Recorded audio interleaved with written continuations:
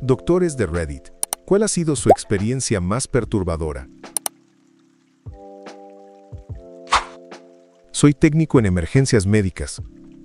El año pasado llegamos a una casa porque la mamá había llamado preocupada por su hija, que estaba muy enferma. Tenía vómito constante y un dolor abdominal intenso. Cuando llegamos, la niña de 9 años casi no podía más y estaba encorvada del dolor. Resultó que, en el tiempo entre la llamada de la madre y nuestra llegada, la niña también tuvo un accidente intestinal camino al baño, dejando todo el pasillo sucio. La hermana mayor se estaba preparando para ir a su entrenamiento de fútbol. Mientras la mamá hablaba por teléfono con el papá, la hermana salió al pasillo, resbaló con lo que había en el suelo y cayó por las escaleras, lastimándose el hombro y la cabeza. La mamá, al escuchar el golpe, corrió hacia las escaleras para ayudarla, pero cuando intentó detenerla, el zapato con tacos de la hija le dio en la cara, provocándole una herida profunda en la frente. El resultado: la niña de 9 años tenía el apéndice comprometido y necesitó cirugía de urgencia. La de 12 años terminó con una fractura visible en la clavícula, el hombro fuera de lugar y una leve conmoción. La madre tuvo que recibir 18 puntos entre la frente y el labio. Todos estaban cubiertos de suciedad. La más pequeña se quejaba del dolor. La mayor estaba en silencio por el golpe en la cabeza, y la madre no sabía ni por dónde empezar. Cuando llegamos al hospital, el papá ya estaba esperando, con una pierna en recuperación por una cirugía de ligamento. También hice una radiografía a una mujer que se había hecho una cirugía en México y tenía molestias abdominales. Resultó que el equipo médico había dejado unas tijeras dentro de ella. Esto no me pasó a mí, sino a mi prima. Supo que quería casarse con su entonces novio, también patólogo, cuando él la llamó para mostrarle una imagen en su computadora. Era una captura de un correo basura, de esos antiguos que mostraban fotos explícitas.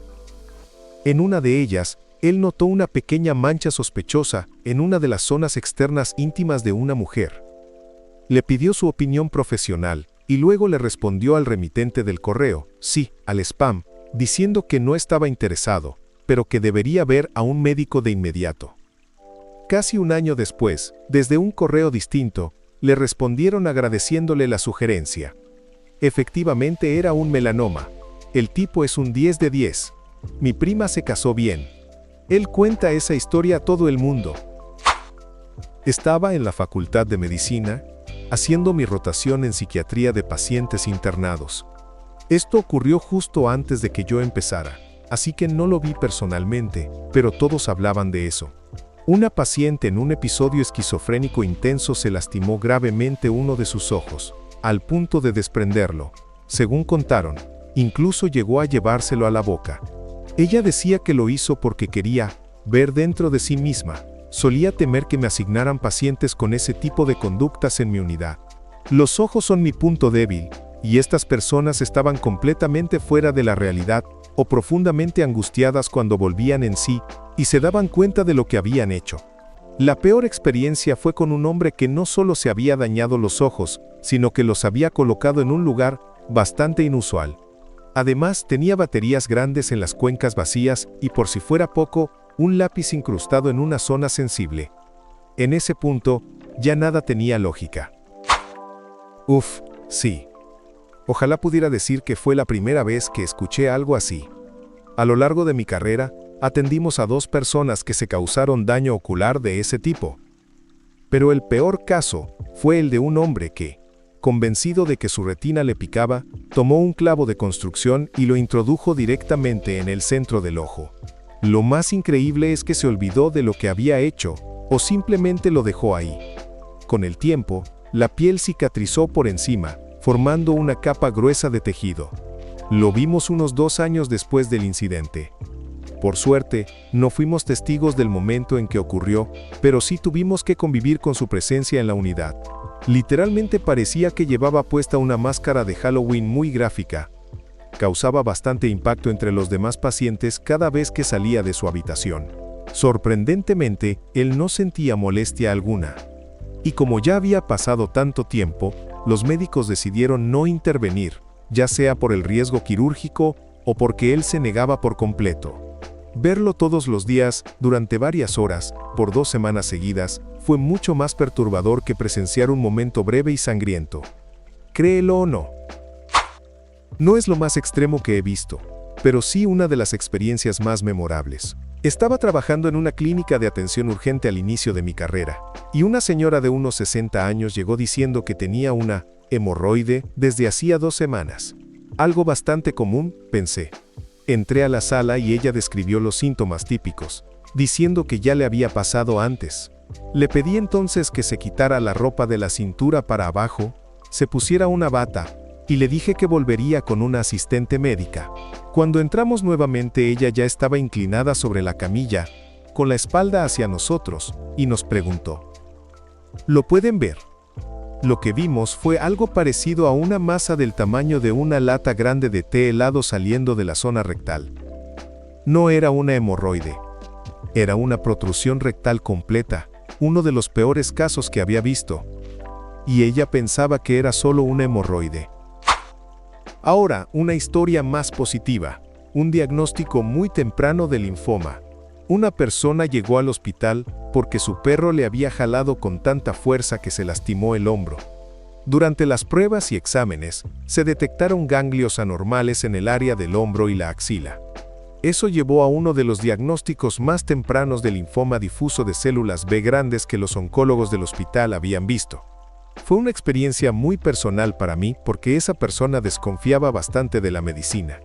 No le gustaba tomar medicamentos, rara vez iba al médico, y tenía una desconfianza general hacia todo lo relacionado con el ámbito médico. Sin esa visita, probablemente no se habría detectado hasta que fuera demasiado tarde. Pasé mucho tiempo con esta persona, explicándole su tratamiento de quimioterapia. El proceso incluía varios medicamentos, algunos bastante intimidantes. Al principio no quería someterse a tratamiento por su desconfianza, pero la última vez que lo vi, estaba sentado en la silla recibiendo su primera sesión. Aún me pregunto cómo estará hoy en día. Solía trabajar en un hospital patrocinado por la Iglesia Católica.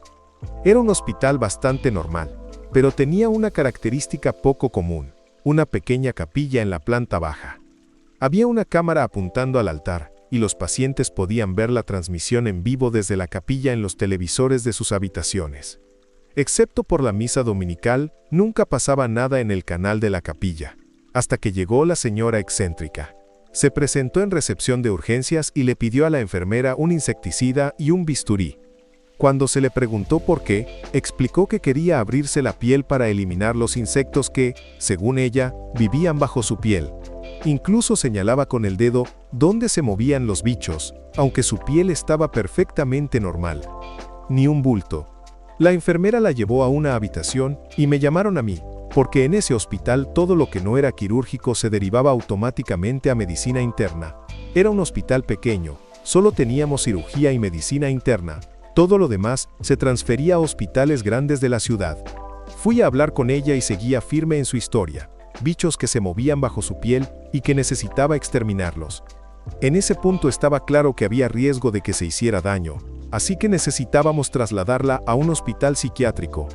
También estaba claro que no lo haría voluntariamente, así que como dicta la ley, había que contactar a la policía. Mientras yo hacía la llamada, una enfermera debía quedarse con ella. Pero justo entró otra emergencia, y la dejaron sola por unos minutos. Llega la policía, y vamos a su habitación. La enfermera abre la puerta, y nos encontramos con un desastre total. La señora estaba completamente desnuda y cubierta con una sustancia gelatinosa. Más tarde descubrimos que era gel de ultrasonido. También había vaciado los cajones al piso, y había ensuciado las paredes con cosas que prefiero no detallar. En cuanto se abre la puerta, sale corriendo, agitando los brazos. Los oficiales intentan detenerla, pero está desnuda y resbalosa, gracias al gel de ultrasonido. Se escapa de ellos, corre por la sala de urgencias, atraviesa la entrada principal y se mete directo a la capilla. Seguridad, una enfermera valiente y los 2 policías corren detrás de ella. Tardaron varios minutos en alcanzarla y calmarla, insisto, desnuda y resbalosa. Parecía una escena de dibujos animados. La señora corriendo alrededor del altar, agitando los brazos como un ave extraña. y varias personas persiguiéndola sin éxito. Finalmente lograron detenerla, le pusieron las esposas y la llevaron al hospital psiquiátrico. Hasta ahí, una noche poco común en urgencias, pero nada que no hubiéramos visto antes. Excepto que a la mañana siguiente, varios pacientes me preguntaron qué había pasado en la capilla la noche anterior. Porque sí, todo se transmitió en vivo por el canal de la capilla. Debe haber sido todo un espectáculo para quienes lo estaban viendo desde sus camas. Gracias por ver el video. Si te sentiste identificado con alguna de estas respuestas, cuéntanos tu experiencia en los comentarios. ¿Tú qué opinas sobre la pregunta de hoy? Nos encantaría leerte. No olvides dejar tu like, suscribirte para más contenido como este y activar la campanita para que YouTube te avise cuando subamos un nuevo video. Hasta la próxima.